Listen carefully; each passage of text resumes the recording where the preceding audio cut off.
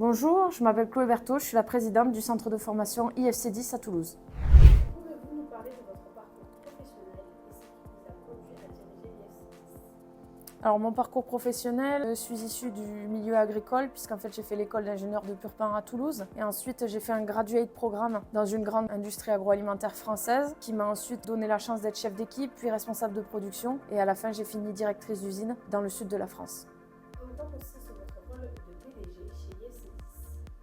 Alors mon rôle de PDG aujourd'hui c'est plutôt un rôle de chef d'orchestre, donner une ligne directrice et ensuite tout faire pour la suivre au maximum, tout en essayant au quotidien de traverser les obstacles sans encombre.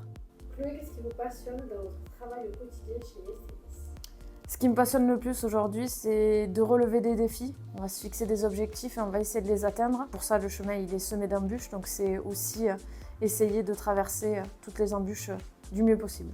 Si vous deviez résumer IFC10 en 3 mots, quels seraient-ils?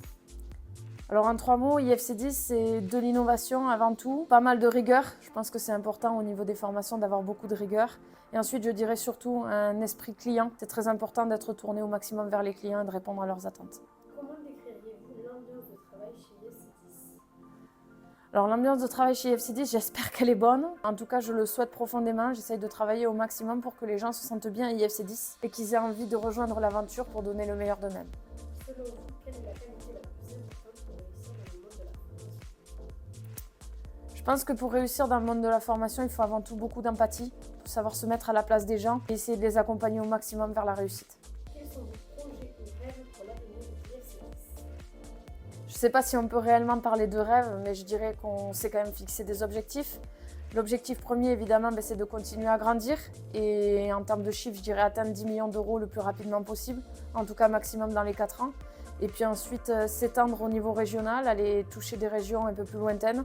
Et cette année, on s'est fixé 2 nouvelles régions dans le nord-ouest de la France. Que diriez-vous à un jeune qui rêve de se lancer dans l'entrepreneuriat? Quel conseil vous donneriez-vous pour réussir? Alors, quelqu'un qui veut se lancer dans l'entrepreneuriat, je pense que je lui dirais de rien lâcher. Aujourd'hui, le monde de l'entrepreneuriat, c'est quelque chose qui est très compliqué. Il y a beaucoup de gens qui vont dissuader ces personnes de se lancer. Donc, croire en lui-même, ne rien lâcher, puis ça va le faire. Il faut se fixer des objectifs grands et y aller. Quand on a envie, on peut y arriver.